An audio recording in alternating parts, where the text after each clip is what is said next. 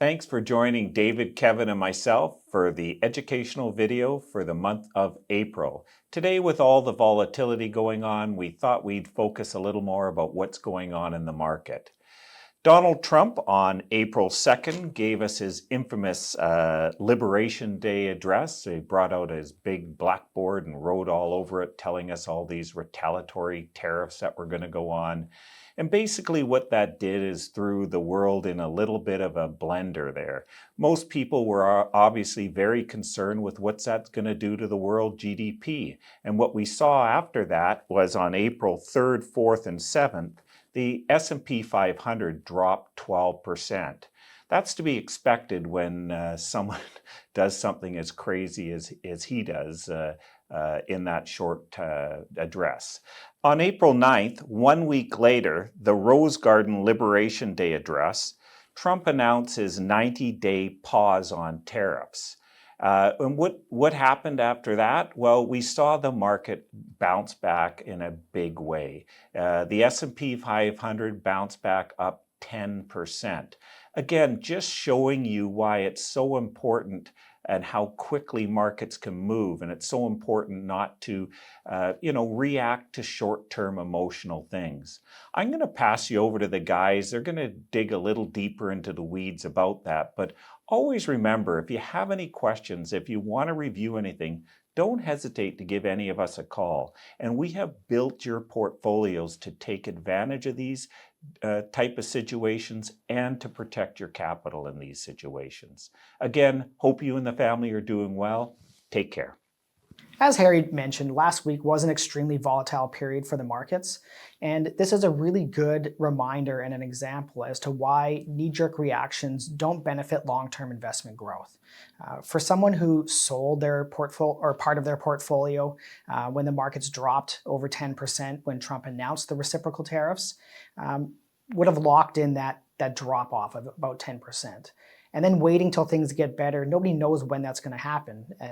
Prime example, Trump announces a 90-day tariff pause and the markets rally that same day. So that investor who got out likely didn't get back in time and not only locked in that drop, but didn't get to recover any of it on that upswing day. And this is why trying to sell your investments to avoid the bad days likely means you miss out on some really good days as well.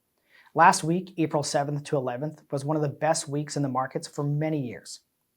Now, if you take a look at the chart on your screen, this shows the impact of missing some of the best weeks for investors in Canadian stocks, as measured by the S&P TSX index. Over the past 20 years, those who stayed invested would have seen their initial investment of $10,000 grow to be worth $51,090.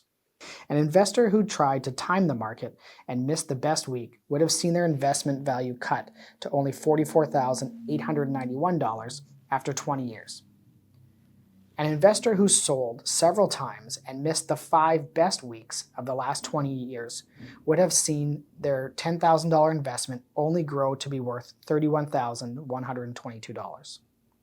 And someone who panicked many times and missed the 10 best weeks of the last 20 years would have seen their $10,000 investment only grow to a paltry $23,294.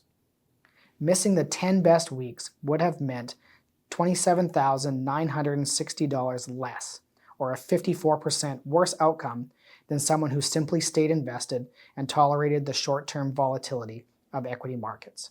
And last week was a prime example of how easy it is to miss that one best week. No one knows what trade deals may or may not be announced over the next 90 days. Obviously, if trade deals start to materialize sooner than later, the market will like that and will probably build on last week's gains. However, if no progress is made and we draw nearer that 90-day extension deadline with no progress whatsoever, markets will start to worry again. The 90-day pause takes us towards the end of June, early July, and so it will be interesting to see how trade talks progress over the coming weeks and months, and we will certainly be keeping an eye on that, as I'm sure most of you will too. So what should an investor do next? The answer to this depends on your own individual financial situation and your portfolio. But selling everything and going to cash to try and time the market is never the correct answer. Holding a diversified portfolio of both stocks and bonds is usually a good place to start if you're nervous about the equity markets. Both stocks and bonds have historically provided long-term positive returns, with both rarely providing negative returns during the same time period.